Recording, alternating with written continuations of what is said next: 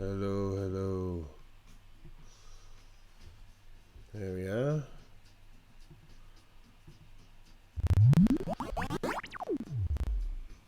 Hello, hello.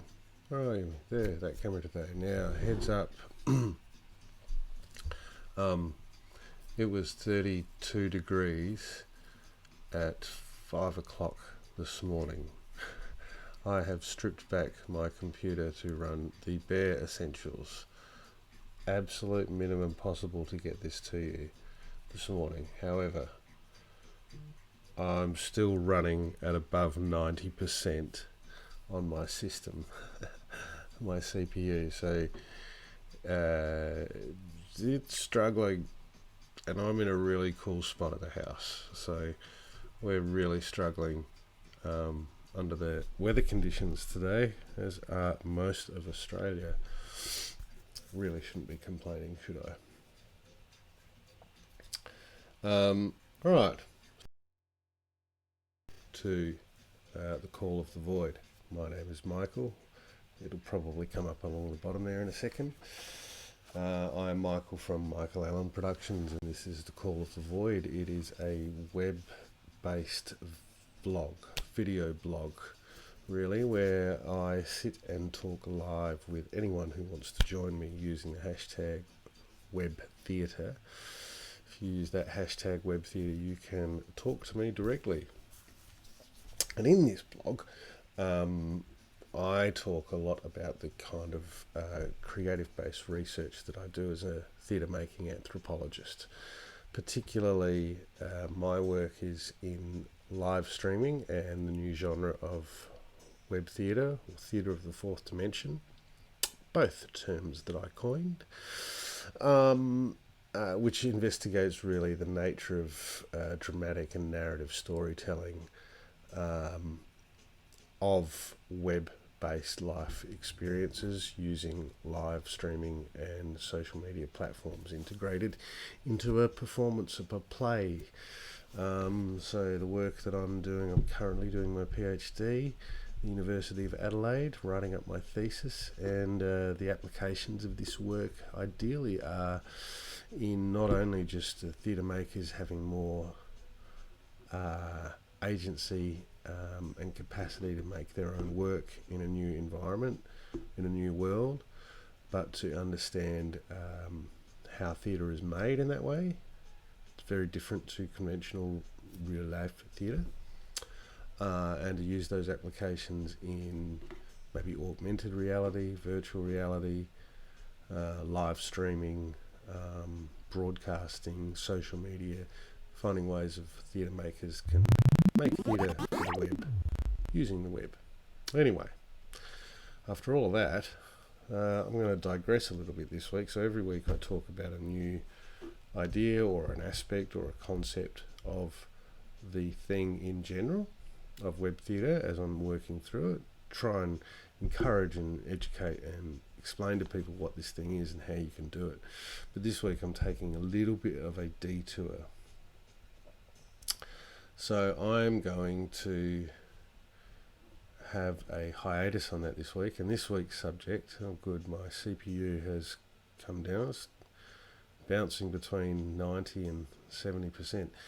Anyway, so this week we're having a bit of a detour, a bit of a break from that, and I wanted to have a chat about last time I streamed this every 2 weeks. Excuse me, recovering from a cold. Every 2 weeks, this Call of the Void. And last time I streamed 2 weeks ago,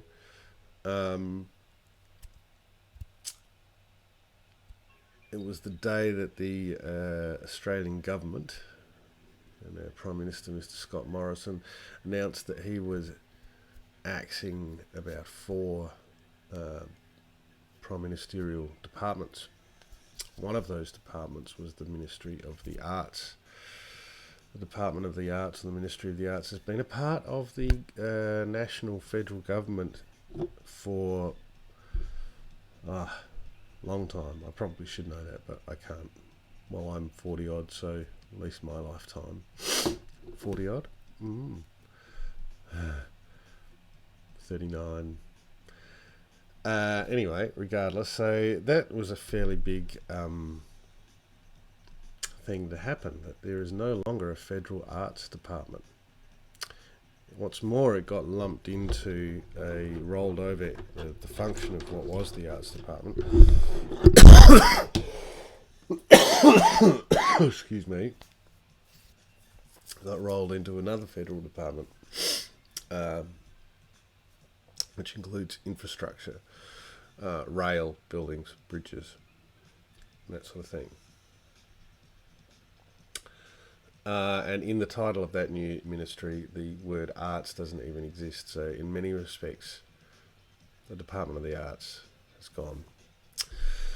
If you would like to join me for a second, I'll just put a pause on the music. I'd like to start, if I may.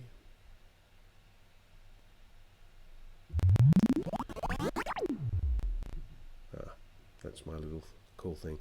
That the wording behind me is straight off the website of the Federal Department of the Arts, which existed. Well, still does exist until next year.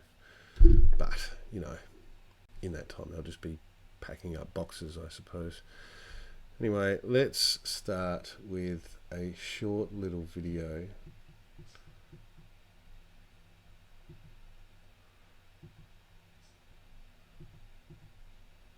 Let's start with a short little video,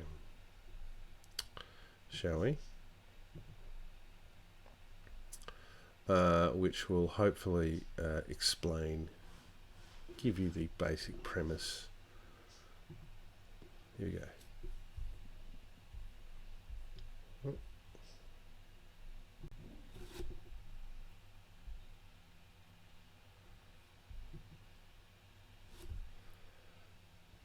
Initially we had the Department of Communications and the Arts, and it's been merged with Transport, Infrastructure and Regional Development. The concern that people have is that arts has been dropped entirely, so communications is still in that title, arts is no longer there.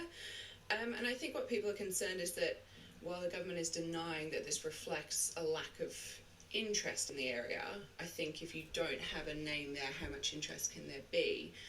We've seen it's 18 departments have gone down into 14. So I think mainly people's concerns here is, does this mean there's going to be a lack of funding, a lack of general interest? What is this going to mean for the wider industry? This article is also questioning why anyone should care about this, and the line from the article says that when arts withers, because there is less to care about. So this article is also talking about the impact that diminishing of the arts, if that's what this is, might have on our culture and on our society. Yeah, and I think the danger is when times are tough, as they undoubtedly are at the moment, things like this can seem frivolous, and it can make sense to get rid of arts. You know, arts isn't necessarily, I don't know, fixing the roads or anything like that. But I think the danger is if you start, and we've seen this other places, if you start getting rid of these things that bring people joy, but apart from that, it's an $11 billion industry. It's not a small industry. And I think if you, during the tough times, get rid of all these things, you end up kind of driving the country into what's even more of a negative situation. As you said, if we're not telling stories, if we're not proving ourselves to be a cultural nation, then what do people have to strive for? What do people have to get excited about? Nothing's coming into place until February 2020, so they've got plenty of time to kind of think about what the structure will be. I understand it was emails sent out to staffers the night before the changes came into place, so I would imagine not everything is set in stone yet, and I would also imagine over the next coming months there'll be a lot of conversation about what the new structure will look like, so hopefully that's the best we can hope for it. That's the best we can hope for, really. Go away, I don't want you to start playing. That's the best we can hope for. A lot of things going on in there. So where do we start with all of this stuff? Well, I posted the other day let's get some music. Wendy Farmelo knows how to keep cool. Go away. I posted this a few days ago, which is a picture of Robin Nevin, the great Australian actor, director, Robin Nevin.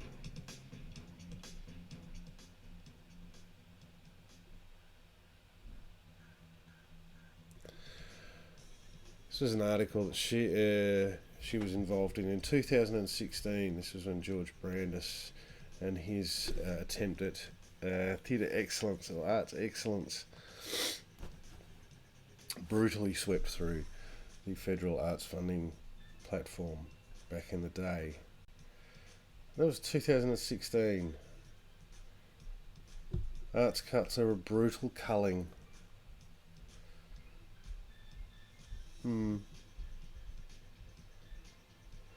So what's going on? Industry. Look, I'm going to start off by saying, I probably should have started off by saying, I don't have all the answers here. There are a lot of opinions. That's why I wanted to do this stream today. There's a lot of thoughts, there's a lot of ideas, there's a lot of different aspects to the argument. I'm not across all of them. I don't have a toe in every different aspect of the...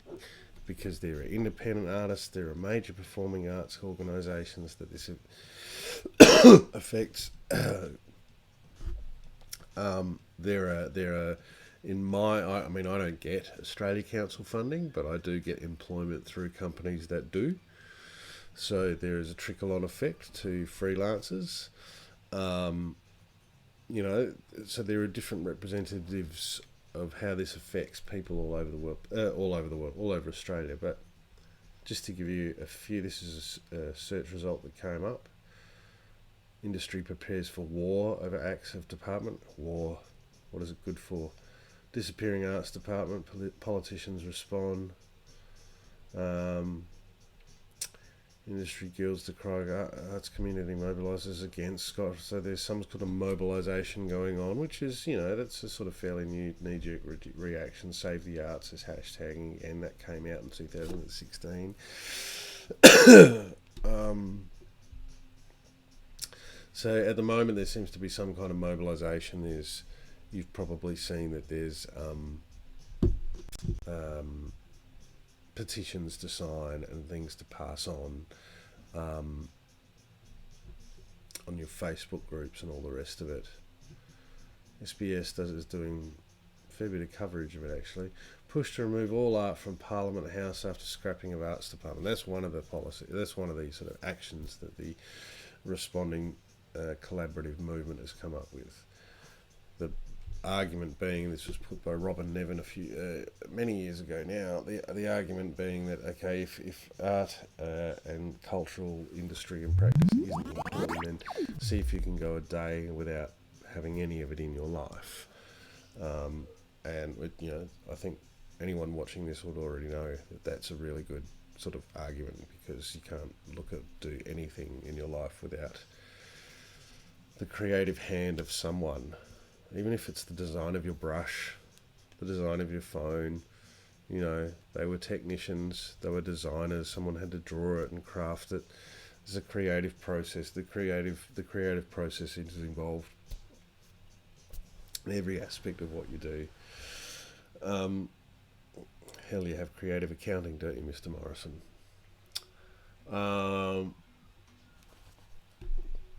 So this is one of the movements that is trying to get going at the moment. Remove all art from Parliament House. It's 3 days ago. Well, 34,000 signed a change.org petition demanding all art be removed from Parliament House in Canberra.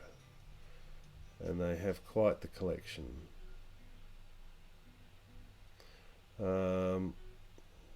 Demonstration of politicians of the intrinsic value of the arts in all its forms.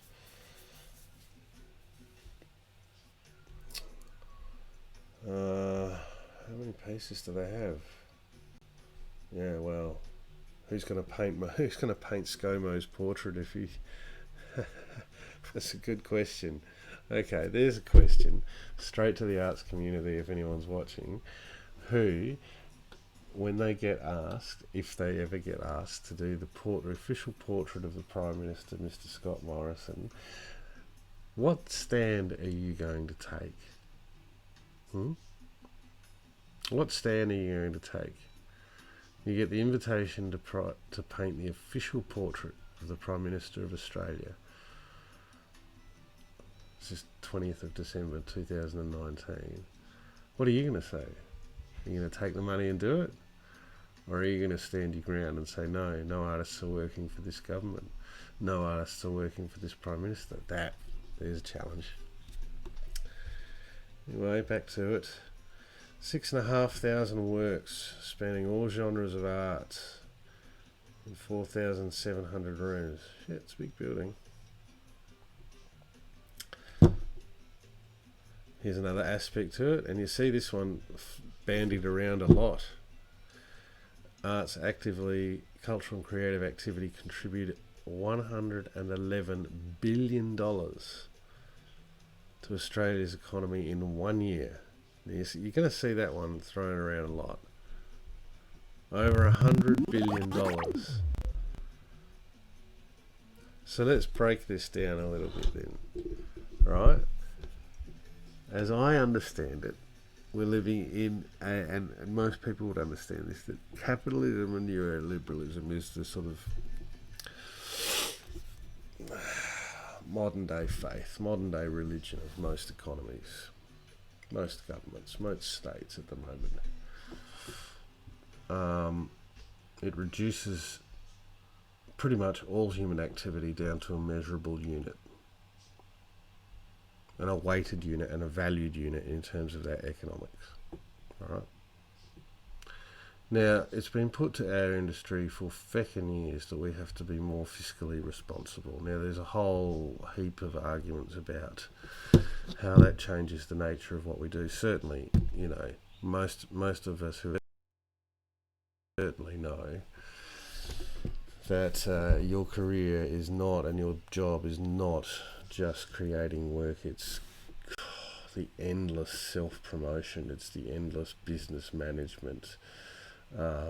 It's the endless doing things that are not only not part of your job, but just things that we're not actually trained in or good at. I've run companies, I've done budgets and grants and all sorts of stuff. I can do them, but the reality, and I can still do them now. I'm a artistic director of my own company, but I really have to balance and weigh. I could always do more to be self-promoting and producing myself, but I do that at the expense of actually spending time being creative and making stuff, which is the thing I'm trying to sell in the first fucking place. And often the strategies for being creative are not the same strategies as being calculated in a business sense. Okay? Regardless, our industry has been asked to validate ourselves economically, fiscally, for many years now. Probably 15 out of the 25, 30 years that I've been working, at least. Now, we're over $100 billion industry to an economy. Our industry contributes over $100 billion to the economy. All of us pay tax. There are, 7 companies who didn't pay any? The argument that we're not fiscally viable, it just doesn't hold water, right? There's nothing to that argument that in fiscally tight times, yes, in fiscally tight times you have to tighten your belt, blah, blah, blah, blah, blah. But there's nothing to the argument that in these particular fiscally tight times that hemorrhaging or hamstringing or severely retarding an industry that's worth $100 billion to your economy is a good reason. You want us to make money and prove that we can do the bottom line? We've done that. So it's obviously not an economic argument, right? Now, we can say it's an economic argument. Obviously, our funding's been cut, companies have been cut, it's made an impact, blah, blah, blah, blah. Yes, there is an economic argument for more investment. If we can make that much money and have that many people employed and creative and based on the smell of an oily rag, because that's what we do, isn't it? Then investment. not less. So I don't want to hear the argument about economic viability, right? It's a waste of fucking money. It's not a waste of money. So if it's not about the money, what the hell is it about? That's my question. If it's not about that, then what is it about? It's a good opportunity for artists. Isn't he an attractive man? I'd jump the fence for him. Defended its decision to axe the federal, saying that arts should welcome its new home within an infrastructure mega department. Why? I'm not even anti that. It might be a good thing to be a part of a super megalithic infrastructure mega department. That might be really cool. But you haven't laid out a reason why it would be.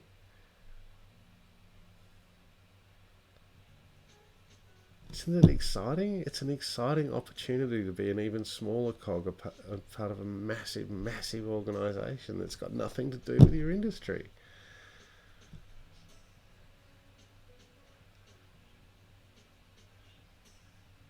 You got to read along with me because I've read these, but this is a thought process. This is like a tutorial, these vlogs. I'm just going to work through stuff. Massive backward step. Business as usual. Arts are still represented by a minister in cabinet. There has been no change to the number of people working on arts policy. Okay, but that's not a lie, because whoever is the new minister in this mega infrastructure department will, by virtue of that, be representing the arts as part of that mega structure. No change to the number of people working on arts policy. Okay, well, that's not actually a really good argument either, because the arts policy, you didn't even have one at the last election. So maybe you should be changing the number of people working on the arts policy if the number of people that you've got already didn't or couldn't or wouldn't actually come up with one.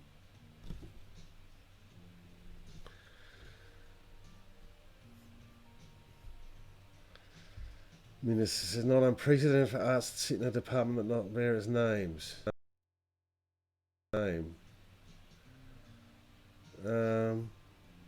In two periods, one in the last 10 years, one under Labor. Is that true?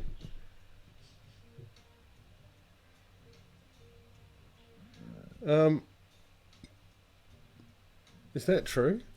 I thought that's what the whole thing about this was about, that we've lost the Department of the Arts and it doesn't have its name. I thought, okay, if you know,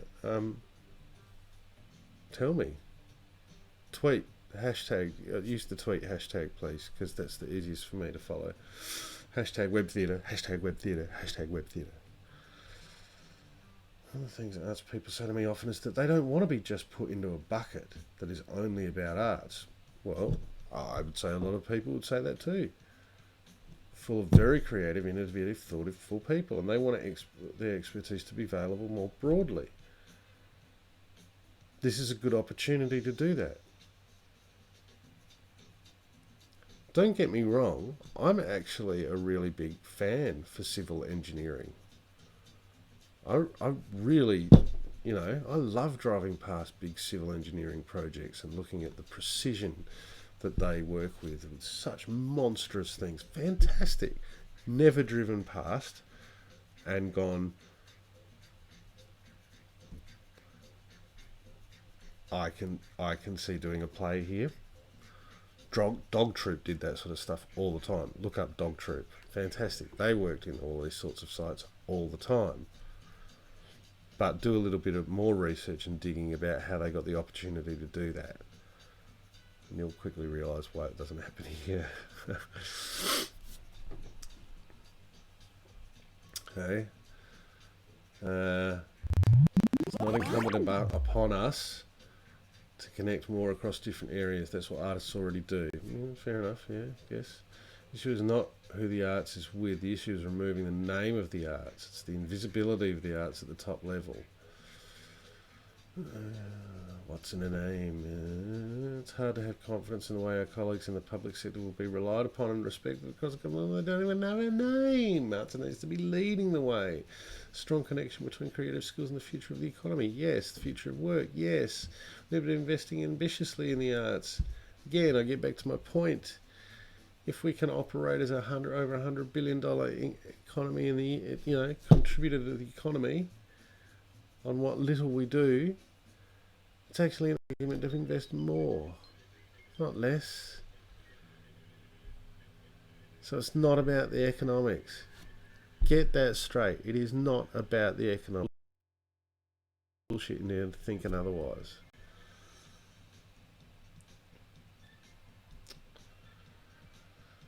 No, it was heartening that there are no new cuts at this stage. Yep, okay, let's just take what we can get out of it, shall we? Arts industry decry government snubbed arts and fear further funding arts cuts. Yep. Screen industry craft guilds have decried the federal government's abrupt decision. Removal of the arts from infrastructure, transport and regional developments and communications.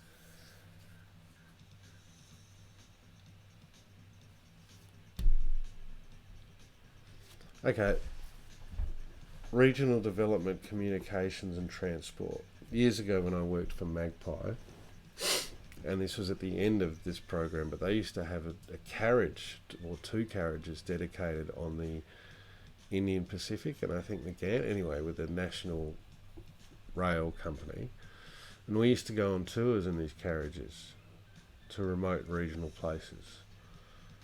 That was infrastructure, transport, regional development and communication. We ticked 4 of those. We ticked all 4 of those. Got cut though. You know why?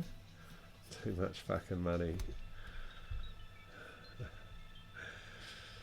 Industry generates more than $3 billion a year and employs more than 40,000 people. Now, they are really good numbers, let's not deny it, but I would suspect there's a little bit of creative accounting going in there, or at least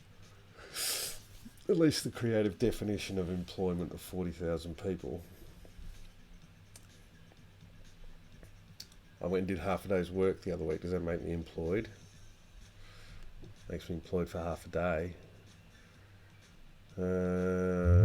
Threats to Australian children's content. Let somebody think of the children. Of course it means more cuts.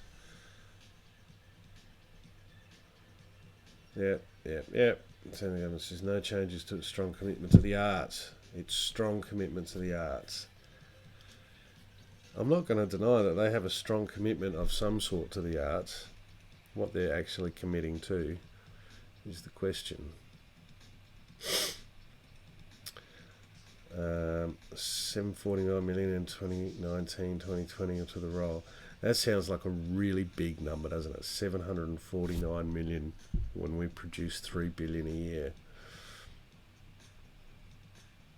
Who gets that though? One of the biggest things, and it got really exposed in the Brandis cuts in 15-16, one of the biggest schisms, the idea that there's major performing arts organisations, so your state theatres, your operas, your symphony orchestras, the art galleries, things like that. Institutions that are almost too big to fail, culturally speaking. I don't want to get into the argument about highbrow, lowbrow art for the people, blah, blah, blah, blah, blah. I think there's certainly an aspect to this whole thing, but regardless of that, when it comes to this particular number or these particular numbers,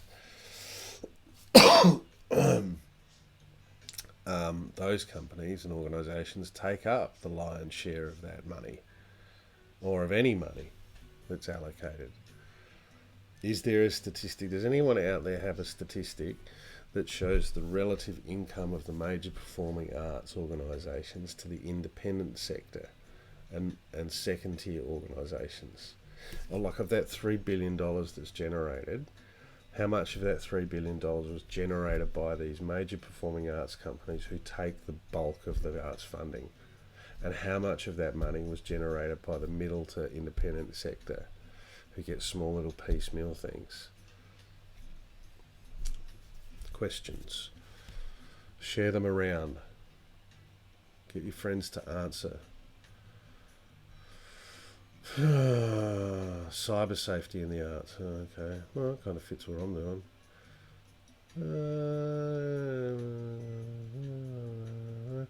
Okay, that's that one. Not competitive. Red flags over Australia's Hollywood incentive scene. Now, here's an aspect of arts funding that doesn't get discussed very often.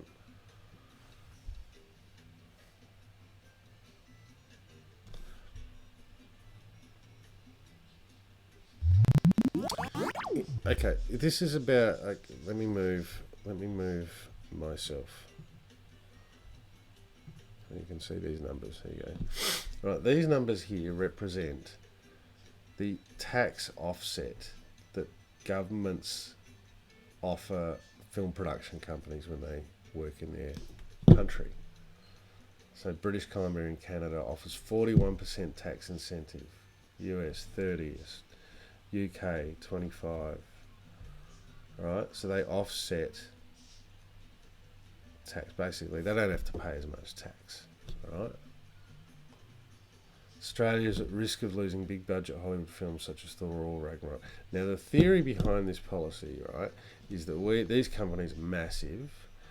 They bring a whole shit ton of work and they generate a whole shit ton of economic activity based on their production here, employing smaller companies, actors, technicians, management.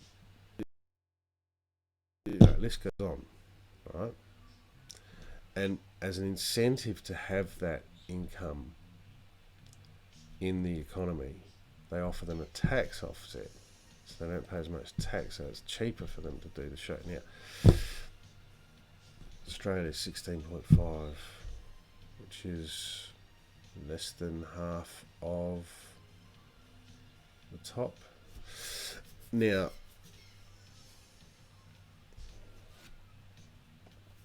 kind of get that. That sounds good on paper.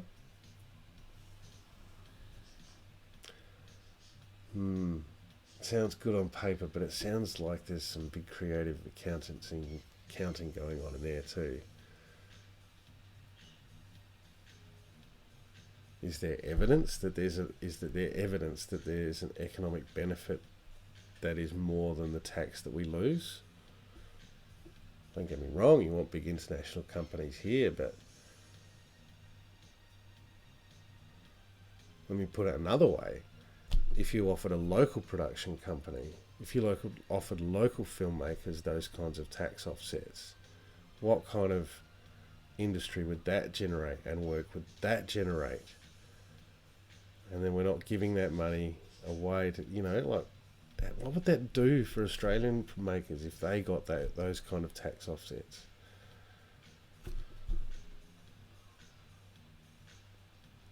I mean, some of these films, the tax offset is more than the entire federal budget for the arts. You know what I mean? They're saving more money on their production than the entire industry in the country is getting from the Department of the Arts. So already you can see there are a lot of different people, different ideas, different competing points of view to this debate, man. How coordinated is all of these, arts industry coordinated projects looking now? And you've got so many different people with so many different investments. Yeah, and they just want to name drop different films. This is the other part of it. Let's not deny it. There's some sort of cultural capital that goes along with, we've got a Hollywood star here, we've got a Hollywood director here. That cultural cringe shit. Oh, they came to Australia and they made a film and I got to meet so-and-so and I was an extra and fucking... really, what could we do if we were given those opportunities? It shits me. Okay. Dude. Fucking love him. Good on him. So this is talking about Netflix, Amazon, Stan, these streaming services that are streaming services. Oh my god, streaming services. Let's get into streaming services, shall we? So they're one of the companies that don't pay these masses of tax. Netflix, Amazon, right? Money, Australian dollars, goes out of the country to pay for those streaming services, and those companies don't pay tax. Right? Just think about that for a moment. Right, that is in terms of, you want to use recycling as an analogy. Think of recycling. Money goes back into the economy. You're trying to get some to come back. We are just sending money out of the economy. Gone. These organisations don't pay tax, and B, aren't required or responsible to make a component of Australian content. So our money's going out of the country. We're not even getting to see work that's created by us, that represents us, that tells our stories. All American shit, or whatever. It doesn't matter. Some of it's shit, some of it's good. I'm not here to comment on that. But regardless, it's all foreign. Most of it. There are some attempts to make local stuff, right? But if you've ever gone to Netflix or one of these sites and gone, okay, I've got an idea for a show, how do I pitch it? They actually say we don't take unsolicited. There's no process to submit an idea. If you read between the lines on the website of Netflix, it kind of basically says, you've got to have a project that we go, oh, who are you? You're famous, you've got backing, you've got money, you've got a star. But it's such a closed shop, basically, that your average Joe can't get in at all. So we're paying the money, it's going out of the country, they're not making Australian content.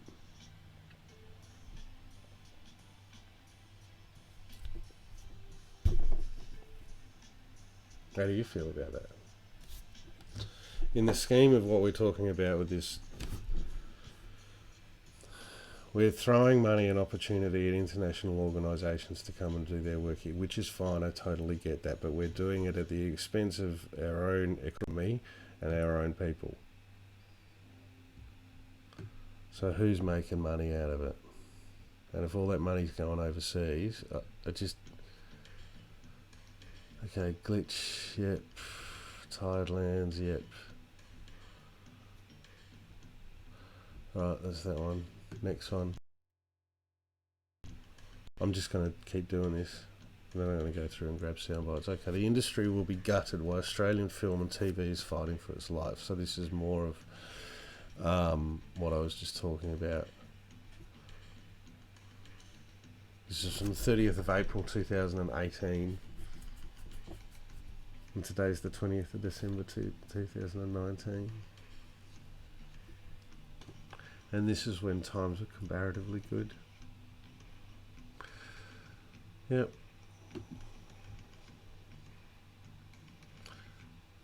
This is from May 8, 2014.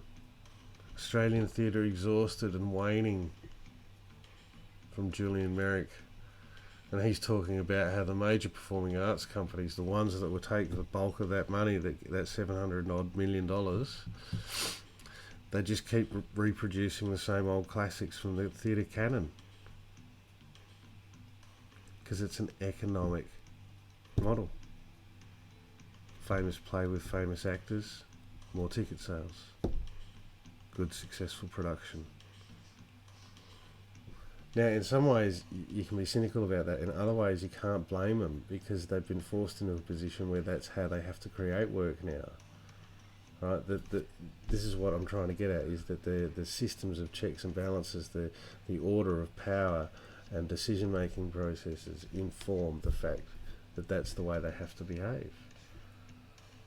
Yes, you can argue that they could rebel and they could fight back, but then that's how they get you, isn't it? They just, you rebel and fight back, then you lose it, and then you're out of pocket. Yeah, this manipulative It's not an outright war on culture and the humanities, although it is. It's just that the way the war has been waged is more guerrilla warfare than outright assault. That's my argument. And that this has been happening for the last, like I said, 20 odd years. And we are so fucked that they are now finally in a position where they can go, yeah, okay, we'll just rip the Department of the Arts out completely now. You're so weak and you have nothing left to fight us with.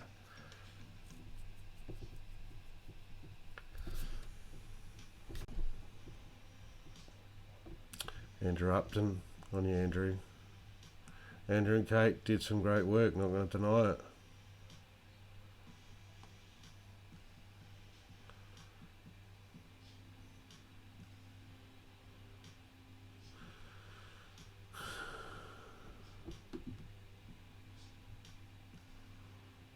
What the arts got from the budget in 2019.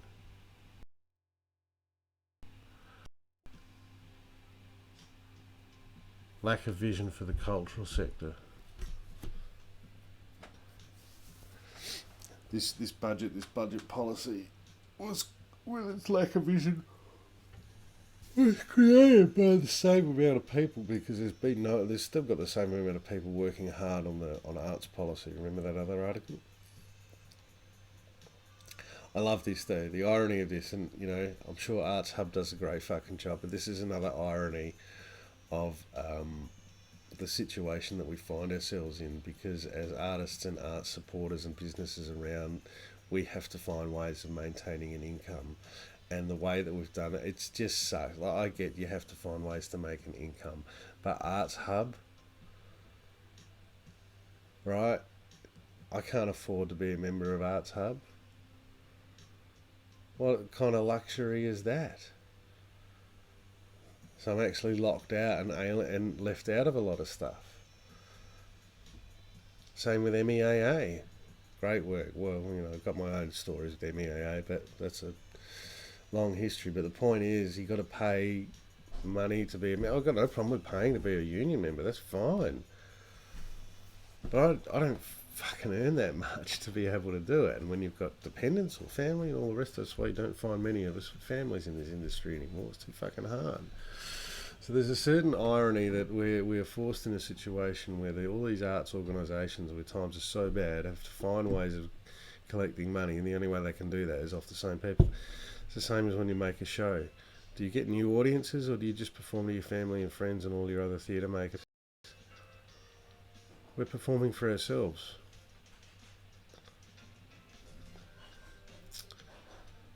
I'm rambling. I'm allowed to ramble. It's my show. Scott Morrison's public service shake-up betrays a contempt for the arts. I couldn't agree with more. Lost in the wake of the Prime Minister, the obliteration of red tape.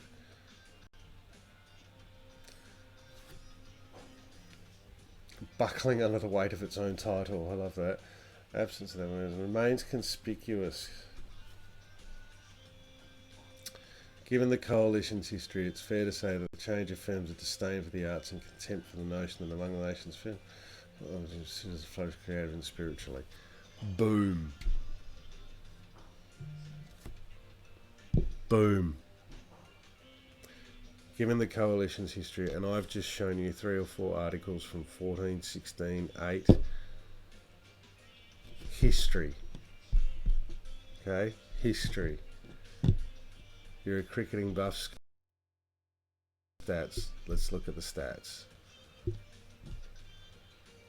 It is fair to say that the change affirms a disdain for the arts and contempt for the notion that among the nation states' fundamental responsibilities is the provision of opportunities for its citizens to flourish creatively and spiritually.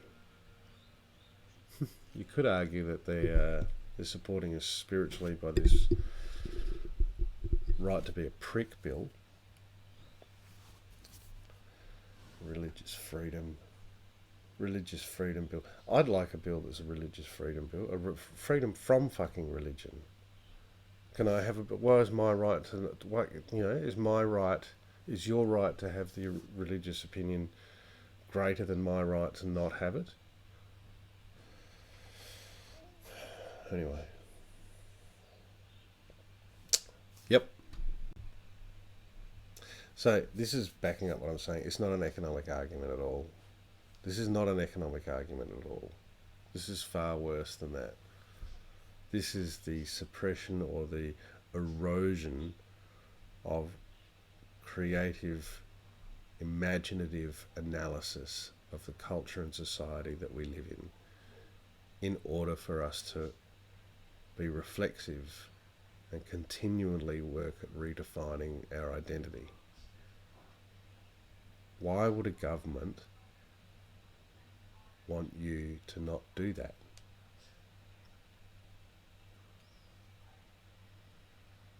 Why would a group of people, a government, that are charged with the responsibility and care for the social well-being of their people, not want you engaged in activity that gets you to ponder or entertains you or think or laugh or question? There it is. Neglect is an embarrassing tragedy. See? Not sure it's neglect. Not sure it's neglect.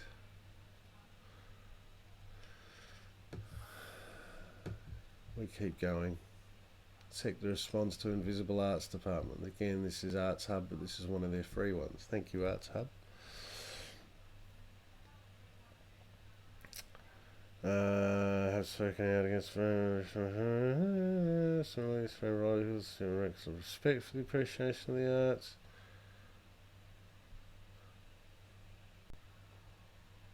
Reducing government waste.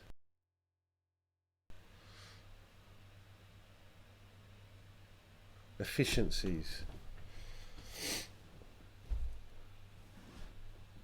Efficiencies to be gained.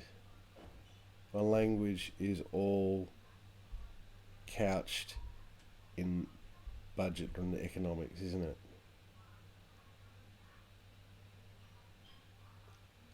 And yet that's what lampoons his own argument, because we have been made efficient over the last 8 or 9 years particularly, and we're still worth over $100 billion. Don't give me fucking efficiency. Fuck off, dick. State bodies also respond. So here in South Australia, we had a state government-inspired inquiry into the notion of the arts, and it came up with this fabulous document about all sorts of fabulous ideas. And the long and the short of it is that any idea that involves structural realignment was kind of given the go-ahead. Anything that involved any money was like, well, let's have a look at it and go to the next stage. Now, fair enough, you've got to plan these things out, but there were no commitments there at all. And it still was just management. It had no vision of what the arts should be, apart from all the usual platitudes. And despite all of that, a large proportion of it is based on what the federal government gives the state government in order to facilitate its state arts policy.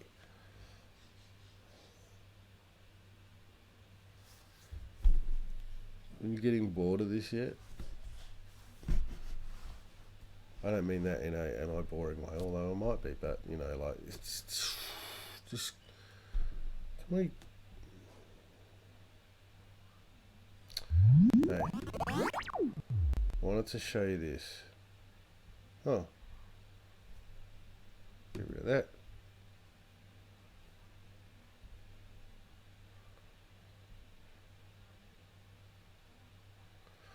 On philanthropy and the arts, most important part of a sea voyage isn't the ship or the captain or the financier who puts up the money, it's the voyage.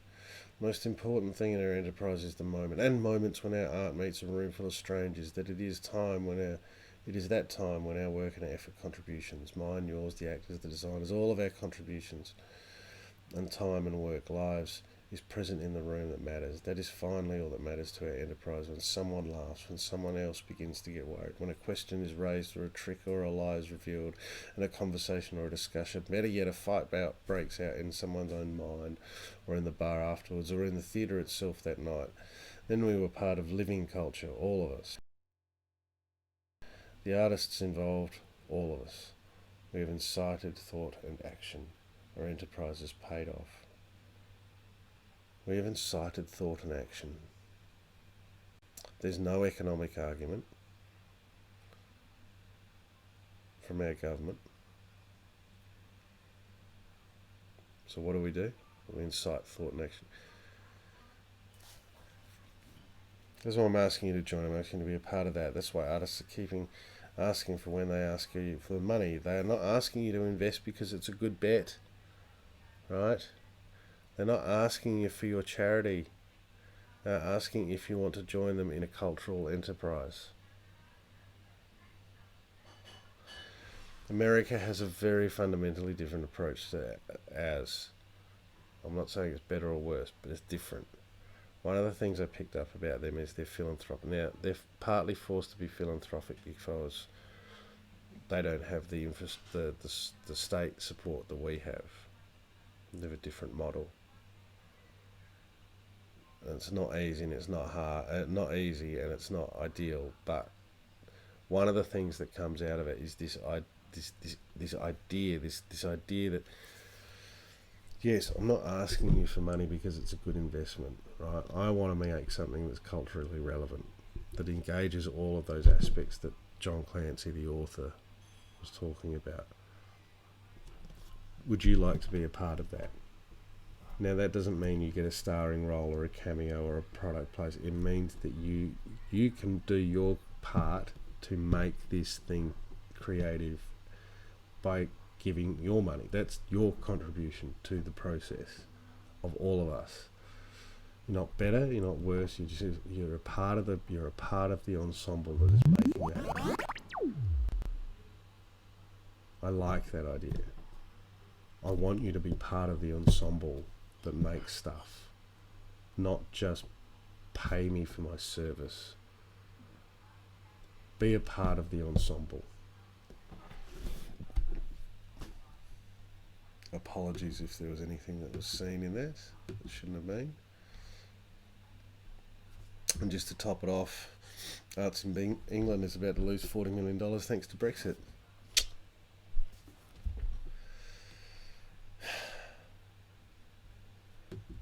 I haven't got any closer.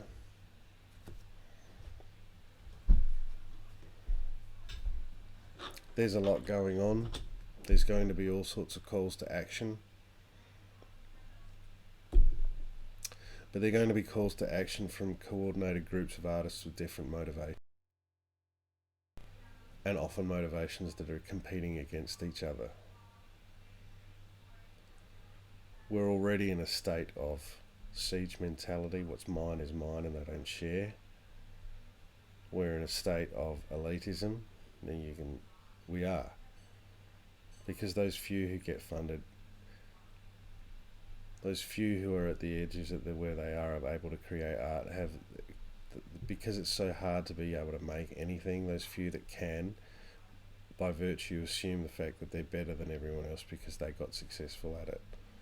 I'm not saying that's everyone, I'm not saying that's personally individual, but as a sort of status quo of the industry. We have no investment in technology. We have no link between art and research and art, even though there's shitloads of people who are trying to find creative ways to do workplace training, creative ways to communicate research in an area where people don't believe science anymore. How can we find ways of communicating knowledge in a way that people will understand creatively?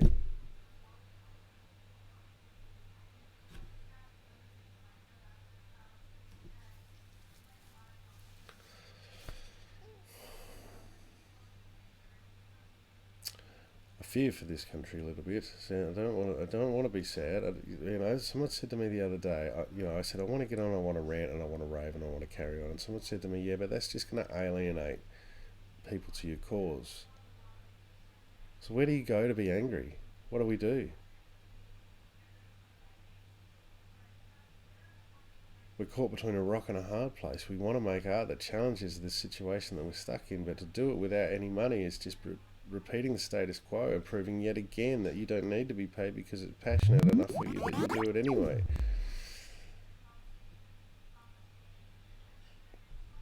We're caught in these catch-22s all the time. I do care about the people I teach, and I go above and beyond strictly my job description. In a world that's so economically set, you A, demand it of me, and B, don't recognise it.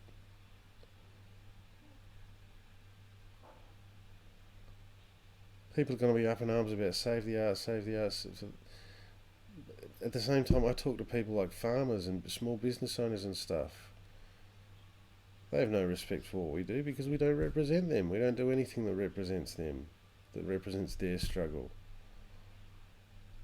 Performing the canon plays over and over again doesn't represent what it's like to live out in the suburbs with the daily pressures of all that shit going on. Performing A Doll's House is fantastic and it's a beautiful play, but it doesn't acknowledge or speak to the problems in mental health or aged care or the NDIS or legal systems. Where's the work that challenges, that holds the mirror up to this cultural repression that we're under? We are losing our freedoms and our rights in journalism, in art making. The independent creative voice is being silenced. And if you think you're going to get an arts grant from a government to do a piece that's going to criticise the government that gave you the arts grant, think again. It ain't going to happen.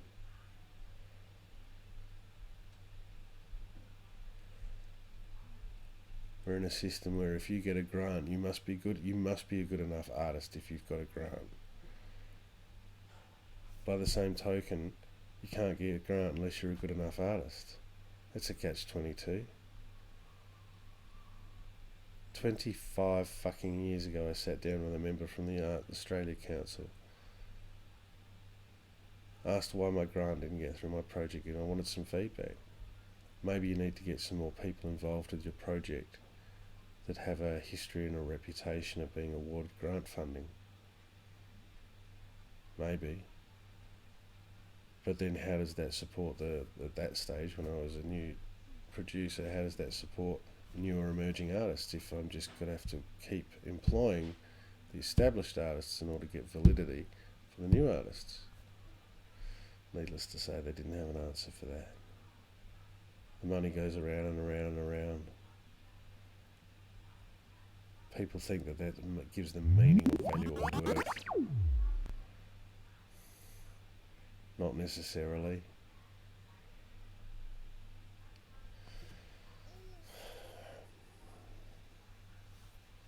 I don't know. I don't want to be down. But fuck this country. Fuck 'em.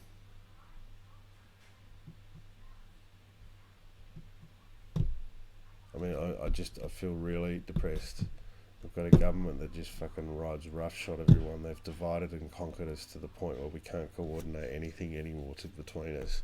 They've created antipathy and antagonism between the arts and the people and most of the general quiet Australian voter. We've got no resources left to fight with. The resources that we do have, we end up scrapping and fighting over, so there's no collegiality or support there. Investment in anything, there's no in anything. There just isn't investment in anything apart from more fucking tax breaks for people, and they don't fucking work.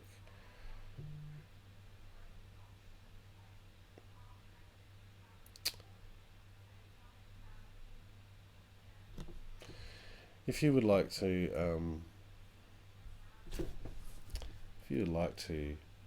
be a co-creator and a collaborator like the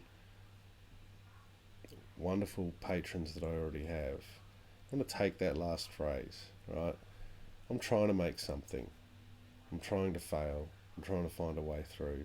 I'm doing it for my own creative thing. I'm doing it for my own research. I'm doing it for my family. I'm doing it for all sorts of different reasons that are just fundamental to me, not just because I want to be an artist. It's what I do. It's what I'm good at. And if you want to be a part of creating something new, no one's doing this live web theatre stuff. There's technology out there that's not being utilised. There's conversations like this. There's thinking. There's creative analysis. I'm a theatre making anthropologist using creative analysis of research. And if you want to be a part of that, then please consider being a patron. Look at this. $2 a month. $2 a month. I'd really appreciate it. I'd love it. I'm trying to find my own way through that's different. It can maybe help others people find their own way through. I want to employ people. I want to donate to charity. I want to do all those things too. But I also recognise that the status quo is dead.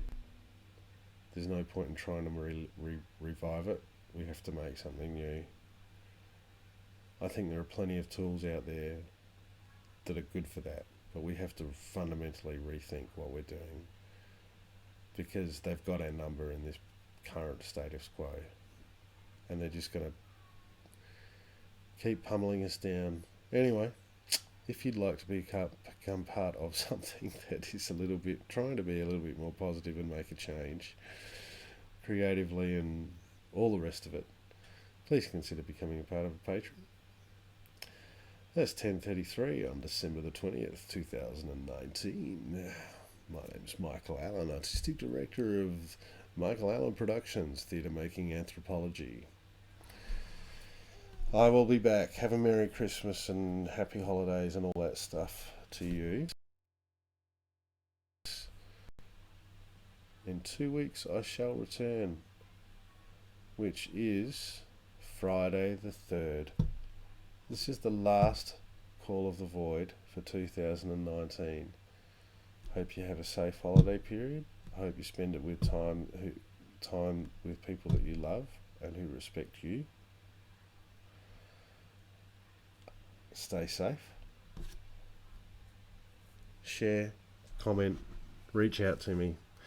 Next week or next fortnight I'll be getting back into the web theatre stuff. Love to have you joining me. I'll see you next time. Really should have got my sign off a bit more organised, shouldn't I? There you go. Music's back. Alright, love you long time, peeps. See you later. Oh, still here. Ha ha.